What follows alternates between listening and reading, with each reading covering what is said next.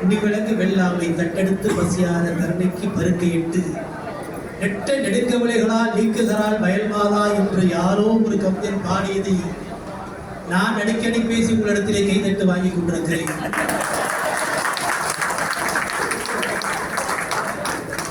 உங்களுடன் சிலம்பரதை தன்னோடும் பெண்ணோடும் உடுக்களோடும் மக்கள் கடல் இவற்றோடும் பிறந்த தமிழுடன் பிறந்தோம்.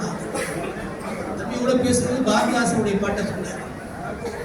ஏரியிலே மண்ணெடுத்து கரை உயர்த்தும் தோழர்களை பெருநாட்டின் வேரினிலே பெருவெற்றி வேறுவை மீறி விட்டு வளர்த்துகின்ற நாட்டு மக்கள் ஊரினிலே தெருவிலே வீட்டிலிருக்கும் உழைப்பை முன்னெடுத்தால் காண்பதன்றி ஆருக்கே உழைத்தார்கள் அரசன் என்பன் அரசியோடு உங்கள் ஆடுகின்றார் என்று பாவேந்தன் ஏரியில் கரையெடுத்து நமக்காக நம்முடைய வாழ்க்கைக்காக மருத நடத்திலே உழுது கொண்டிருக்கிறானே அந்த விவசாயிகளை போற்றுவதற்காக மன்றத்தின் சார்பில் 16 ஆண்டுகளாக இப்போது பட்டிமன்றம் ஏன் நடைபெறவில்லை என்று நம்முடைய கிருஷ்ணகுமார் அவர்கள் சொன்னார்கள்.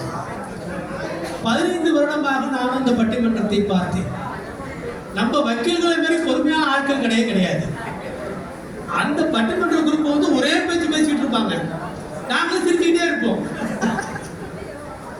அதே நகைச்சுவை அதே தாண்டி தலைவர் மோகனகிருஷ்ணன் அவர்கள் சொல்லிடுறேன். இந்த நிகழ்ச்சியுடைய எல்லா சிலைகளையும் நம்முடைய மோகனகிருஷ்ணன் தான் ஏற்றிருக்காரு. ஏன்னா தெலுங்கு முடிஞ்சு போச்சு,